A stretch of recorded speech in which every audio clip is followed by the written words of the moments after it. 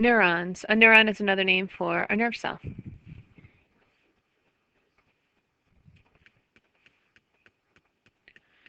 Neurons are very specialized cells of the nervous system, and they produce and conduct electrochemical impulses. So we talked before about how ions are the electricity of the body, whereas electrons are the electricity of kind of the modern world. So in your walls, you have wires bringing electricity to your house to light your light bulbs and run your computers. And it's electrons. Whoops, it's electrons that do that.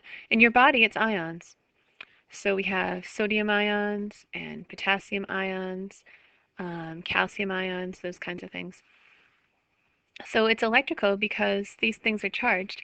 And it's chemical, well, I guess because these are chemicals, but also because you're releasing neurotransmitters to go from one neuron to another. So we're going to look at how an impulse goes along a neuron. So for example, here's a neuron. How does an impulse start here and go along an entire neuron? And then how does the impulse get from that neuron to maybe this other neuron over here? And so today we'll talk about how the impulse goes along one neuron in this video. A little bit more about neurons. They're long-lived. When I was in college and high school, we thought that neurons didn't reproduce after a certain age, and so if you lost neurons, that was it. And that's still mainly true, but scientists have found a few places in the brain that actually um, do have neurons that reproduce. So the hippocampus, for example, I think is one of the places, and it's tied to depression. If you have depression, it's also correlated with a low level of reproduction of these cells. But I don't think they've teased out the cause and effect there yet. But in general, your neurons last your whole lifetime, and in general, for most of them, they do not reproduce. So take good care of your brain. So most do not reproduce. And they use a lot of ATP because they require tons and tons and tons of energy. So here's the structure of a neuron, and neurons can look a little bit different. Some of them have this thing called a cell body here. So nerve cells are made out of a cell body, which has the nucleus and most of the stuff, the cellular machinery. So the Golgi bodies and the endoplasmic reticulum and all that.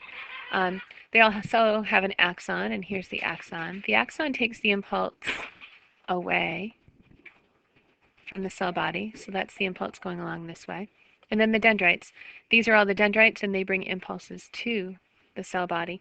So there are some neurons that look like this, and there are others where they have the cell body right here. And then the extensions, like the dendrites and the axons, are here and here. And then there are some that have the cell body like this, with one long dendrite and one long axon. So there's different looking neurons. We're going to look mainly at this one. It's called a multipolar neuron. So we'll define each part. The dendrites, that's all this stuff. They receive incoming signals from other neurons or from the environment. So what I want you to remember about dendrites is that they're receptive surfaces. So if this gets stimulated, the impulse comes in along this way. If this one's stimulated, here comes the impulse. If that one is stimulated, here it is. It comes in toward the cell body. So they can provide a huge, enormous surface area for receiving these signals. If you look at how many times these things branch, they can really receive a lot of information from, let's say, other neurons. Here's the axon. So there's a cell body and two types of extensions, the dendrites and the axon. The way that we define an axon is it brings impulses away from the cell body. So conduct outgoing nerve impulses away from the cell body to a target cell. So a target cell, if you think about what a target is for, let's say you're playing darts, the target is the thing you're trying to hit. And it's the same thing here. So the target would be whatever this is telling, whatever it's talking to. So here's the axon, and you can see it branching in this case 1, 2, 3, 4, 5 times. It can actually branch 10,000 times. You can have a lot of branches here. So this neuron can tell a lot of muscles what to do, or a lot of other nerve cells what to do. And axons can be very long, which is why I picked a giraffe, because an axon can start in the spinal cord and go all the way down to a foot. So they're very long. They're thin, but they're long. The ends of the axon, so that's this part, can branch to make 10,000 or more terminal branches per neuron. So that's the terminal end branch.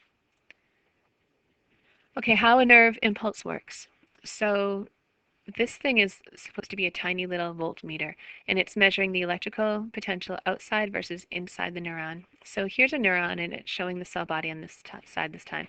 This is the axon because the impulse is going away in this direction. If you look at this little section, here's the little section.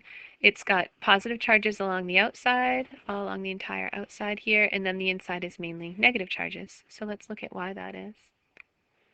So let's look at a resting neuron. In a resting neuron, the outside of the neuron is positive, and the inside of the neuron is negative. And it's a little bit crazy as to why. So you can see the positive charges out here, and the negative charges in here. The outside is positive mainly because of sodium. So you can see the concentration of sodium is 150 millimoles, whereas inside it's an order of magnitude less, 15 millimoles. So not very much sodium inside. So that's why the outside's mainly positive. The inside is negative, and it's weird as to why, because if you look at this, potassium is a positive charge, and it's got 150 millimoles here versus 5 millimoles here. But the reason that this is negative is really a couple things. There are lots of big negative ions in here. So there are proteins that are really big, and they're negatively charged. And so that balances off the positives. And then there are also things like sulfate and phosphate, which are negatively charged, and they're inside. The other thing that controls the charge is the rate of how fast these sodium ions leak in when there's no impulse, and how fast the potassium ions leak out when there's no impulse. But for what we're doing, I just want you to know that the outside's positive and the inside is negative. So this electrical difference is due to ions. So remember that ions are charged atoms or molecules. So just to remind you of what we did in the beginning of the year, if you've got 11 protons in the nucleus, you should have 11 electrons.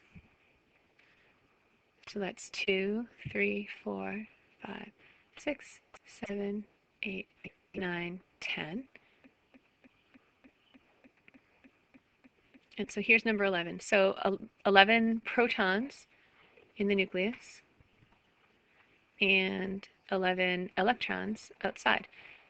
And so this is neutral. The positive and the negative match each other. 11 pluses, 11 minuses, so that's even. Now, this thing's not very stable this way. And so usually it will lose this one. And so if it does that, then you've still got those 11 pluses inside because this is not a nuclear reaction, no bombs, no radioactive materials. So 11 positives in there. We just lost a negative, so that means we have 10 negatives. If you look at this, overall there's a positive 1 charge. So this is sodium, and it's got a positive charge typically. So sodium is found mostly on the outside of the neuron, and potassium is found mainly on the inside. And we have these other negative charged things in here which help to make the inside more negative and the outside more positive. So the inside is still negative due to all of the negative ions found there, and also the rates of these things leaking in and out. So the charges inside and outside the neuron look like this. Positive on the outside, negative on the inside. So this is supposed to be the cut through the neuron so you can see inside and outside. And here's the other side of that cell. Positive outside, negative inside. This is a phospholipid bilayer. These are all those adorable little phospholipid molecules. And so that means this blue part here is all nonpolar or hydrophobic.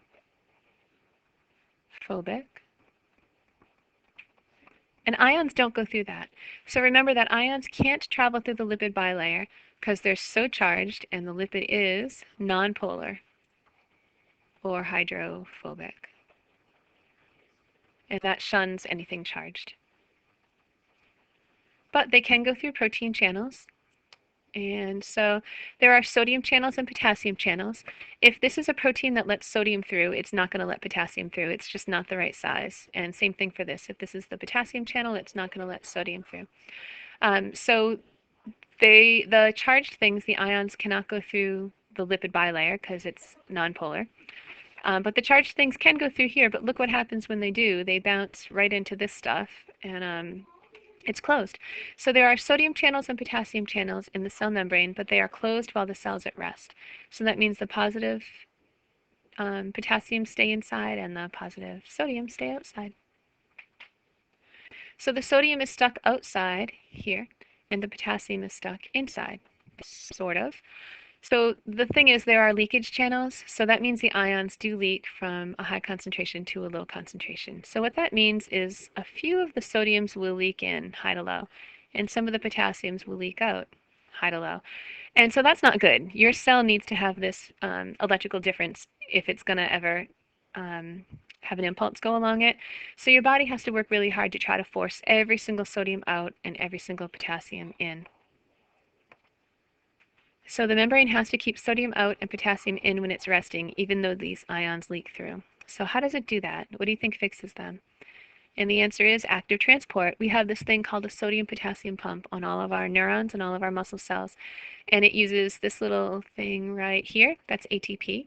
It uses energy to change shape to force the sodium out and the potassium in. So it pushes all the sodium out and all of the potassium in using ATP. And that's important because if you're forcing every single sodium out, that's going to take a lot of energy. And every single potassium in, that'll take a lot of energy. So that's really why nerve cells need so much energy, because they need active transport to do this. All right, and that is our story for now.